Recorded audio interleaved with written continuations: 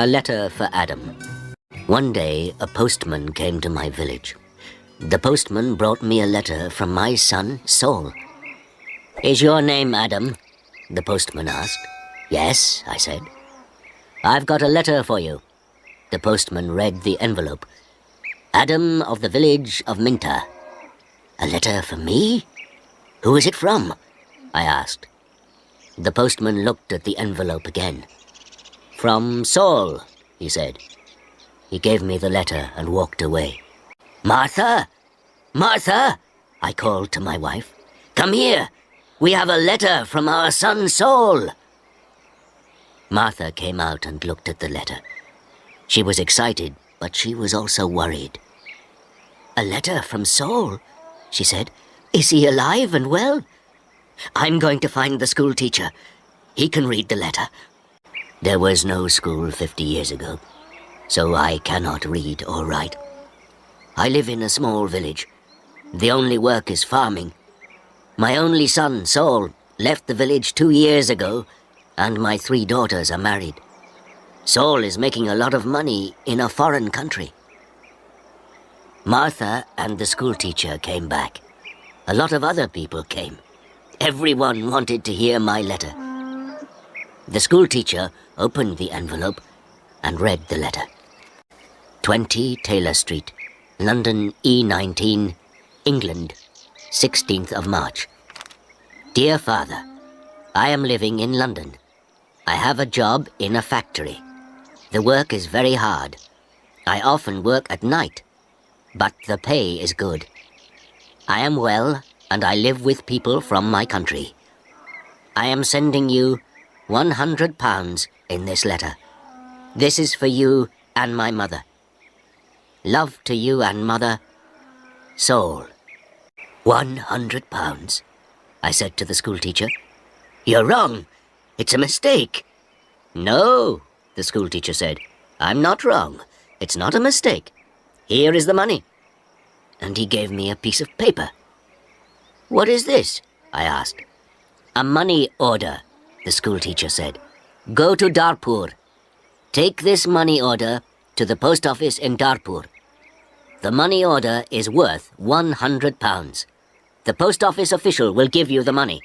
£100, I said again. Everyone laughed and said, "Adam, you are a rich man. You can buy many things for your farm and for your house. And I can buy some good food and drink in Darpur. I am going to give a party for you all," I told my friends. Martha said, "Saul is a good son." That evening, the village people talked about the money order and my money. Martha and I also talked about the money. We needed many things for the farm. Chapter 2. Adam goes to Darpur. The next morning, I got up very early. It was dark and everyone was asleep, but I was going to Darpur. I washed and dressed carefully. I put on my best clothes and I carried my best stick. I put the money order carefully in my pocket and I said goodbye to Martha. I walked 10 miles to the main road. I sat down at the main road and ate my breakfast. I waited for the bus. I waited for 2 hours. Then the bus came and I got on. It is a long way to Darpur. The bus takes 3 hours. I arrived in Darpur and walked to the post office immediately. I do not often go to Darpur. I only know the market and one shop. This is the shop of Rick. I buy things for my farm from Rick. There were a lot of people in the post office. I asked about money orders. A man showed me the queue. There was a long line of people, and I waited at the back. Finally, it was my turn. I was at the front of the queue. But the official did not serve me. "Excuse me," I said. "It's my turn. I'm next." "You are next. Old man, I'm very busy," the official said. Look at my papers. Look at all these people. I am very busy, and you must wait." So I waited. Finally, the official looked at me. "What do you want?" he asked. I gave him my money order. "This is my money order for £100, I replied. The official held out his hand. "Identity card?" he said. Excuse me? I don't understand, I replied. Your identity card, the official said again. Give me your identity card. What is an identity card? I asked. I can't give you any money for this money order. First, I must see your identity card. Your identity card gives your name and your address. Your identity card describes you. There is a photograph of you in your identity card. I don't know you. Who are you? The official was a little angry. But I was also angry. Who am I? I said. Everyone knows me. I am Adam of the village of Minter. I haven't got an identity card, and I don't need an identity card. Old man, I'm very busy, and you're very stupid, the official said. Who are you? Where is Minter? Give me my money. Give me my £100, I said. The official looked angry and said, Show me your identity card. I don't know you. The official gave back my money order, and he turned away. Where can I buy an identity card? I asked the official. He did not speak to me. He did not answer. Go to the Ministry of the Interior, a man said. He was standing in the queue, and he told me the way. Chapter 3. An Identity Card. I walked to the Ministry of the Interior. I waited in another queue. I spoke to another official. I asked for an identity card. Fill in this application form, the official said, and bring the form and 3 photographs of yourself and £2. Come back tomorrow. Tomorrow? I said. Can I have an identity card today, please? I live in Minter. I live 5 hours' journey from Dartpur. I'm an old man. Yes, come back tomorrow. And the official turned away. I walked away from the Ministry of the Interior. I walked to the market. At the market, I looked at everyone. I was looking for a man from my village, but I could not find a villager. So then I walked to the shop of Rick. I spoke to Rick. I want an identity card, I told him, but I need 3 photographs of myself. I see you need some photographs. And he showed me the way to a photographer. I found the house. The photographer was asleep, but he came to me quickly. The man's clothes were dirty, and he looked tired. I need an identity card, I said. I want 3 photographs of myself. Yes, you want 3 photographs of yourself, the photographer replied, and I take very good photographs. Come and see my camera. We walked into his room. In the middle of the room was a large camera. This is the best camera in Dartpur. This camera is very, very good, the photographer said proudly. I've never seen a camera, I said. I don't know about cameras. Hurry up and take a photograph of me.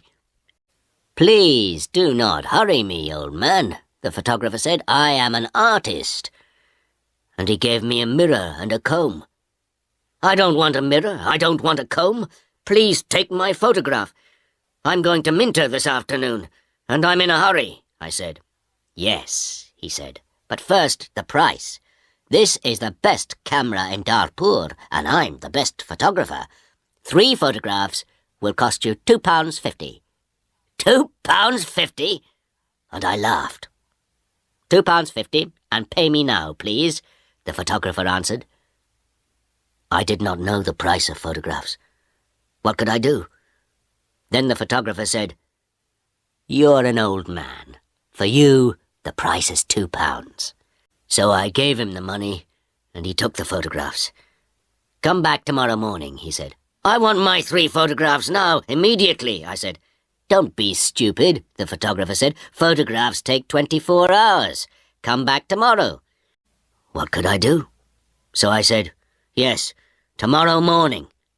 Good, said the photographer. Now go. I have a lot of work. I'm very busy. I went back to the bus station. I sat on the bus for 3 hours. I walked 10 miles back to my village. It was night time, and I was very tired. Martha and my friends were waiting for me. Where is the money? Martha asked. I have no money. I cannot change the money order. First I must have an identity card. And I told Martha everything. Tomorrow I'm going to Dartpur again, I said. Then I did not talk again. I was very tired, and it was late at night. I lay on my bed, and I slept. Chapter 4. No Photographs. I woke up late the next morning. The sun was already high. I did not walk to the main road and catch a bus. All the buses go to Darpur early in the morning. So I stayed at home on Wednesday. I was still very tired. I rested and talked to the villagers about the money order. I told them about the identity card and the photographer. The school teacher said, "Yes, the official is correct. In a post office, you always show your identity card." The school teacher filled in my application form for an identity card. On Thursday, I travelled to Darpur again. I walked to the main road and I caught a bus. In Darpur, I walked to the house of the photographer. I knocked on the door of the house. No one came to the door. I knocked again loudly with my stick. A woman opened the door. "Who are you? What do you want?" she asked. "Can I have my photographs, please?" I said. "Your photographs? I have no photographs," the woman replied. "I came here on Tuesday. Where is the photographer?" I asked. "He's out. He's not here." And the woman closed the door. I shouted at her, "I'm waiting here for him." After a long time, the photographer came back. He looked tired, and he smelt of beer. "Give me my photographs," I said. "I have waited a long time for you." The photographer looked at me and said, "I don't know you, old man. What photographs are you talking about?" "My 3 photographs for my identity card. I paid you £2 for them on Tuesday. Give me my photographs immediately or my money." "Your photographs? Your money? What are you talking about?" the photographer said. "Show me the paper. Show me the receipt for your money." "My receipt?" I asked. "Yes, where is your receipt?" the photographer asked. "You didn't give me a receipt," I shouted. "Give me my photographs or my money immediately." And I hit the photographer hard with my stick. I am old, but I am still strong. The photographer fell on the ground. He shouted, "Help! Help! This old man is killing me!" And I hit him hard again. Lots of people ran out of their houses. I hit the photographer again, and 2 men held me. I could not get away from the 2 men. The photographer was very angry, and I was very angry. Lots of people were shouting. Then a policeman came. The photographer shouted to the policeman, "This old man hit me 3 times with his stick. He's a thief and a murderer. He wants my money." The policeman held my arm and said, "Come with me to the police station." I did not say anything. We walked to the police station. At the police station, the policeman asked me, "Did you hit that man 3 times?" "Yes," I said. "He didn't give me my photographs." "Show me your identity card," said the policeman. "I am Adam of Minter Village," I replied, "and I haven't got an identity card." "Old man," said the policeman, "go back to your village. Don't come here and fight. Keep out of Darpur." And he pushed me into the street. I went back to my village. I was tired and angry. Chapter 5. Adam changes his money order. Next day I told my story to all the villagers. The villagers were angry. Martha was very unhappy. She said, "Saul is working very hard. He is sending money and we can't have the money. What are we going to do?" I did not know. Then in the evening the school teacher came to my house again. "Adam, perhaps I can help you," the school teacher said. "Here is a letter to Mr. Sheth." "Mr. Sheth?" I said. "Who is he?"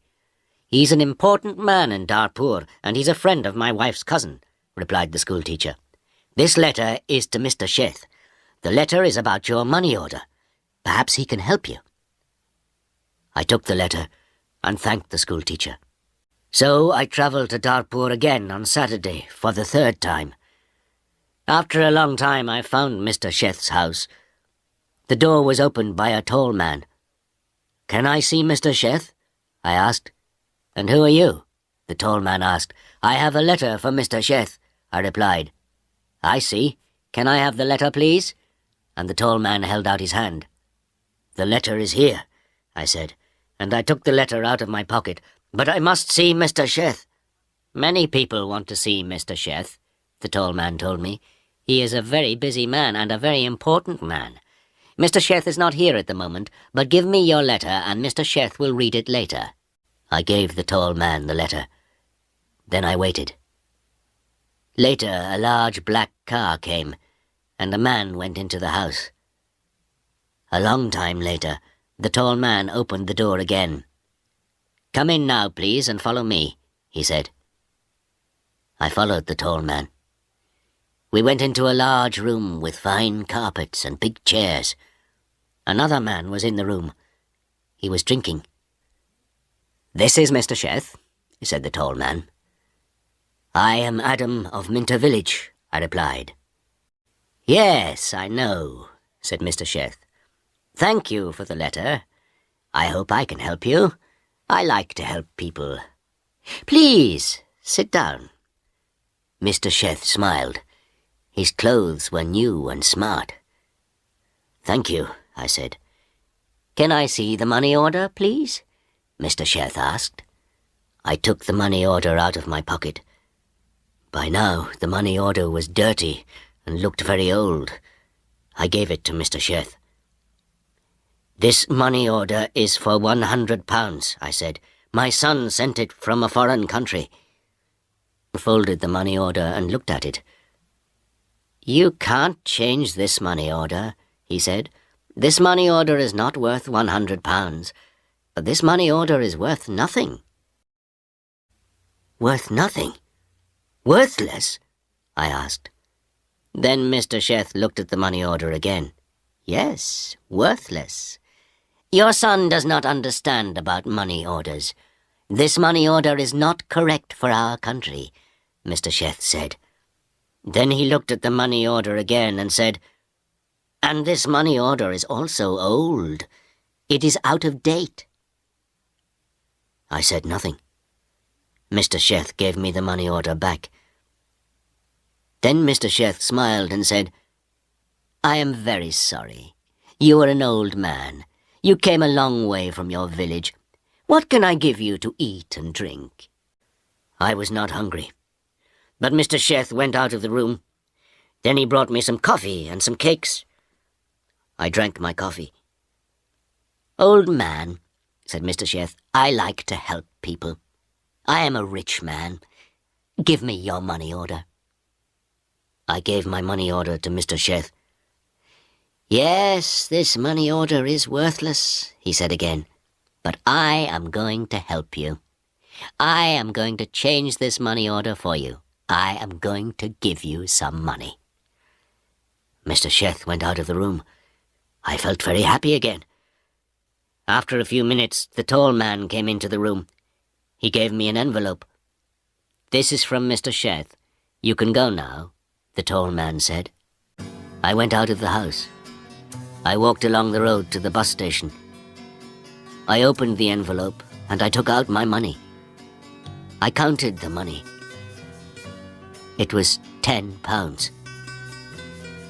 I thought about my only son, Saul. My son, Saul, had sent me a money order for £100. Mr. Sheth had given me £10. I felt old, and I felt poor again.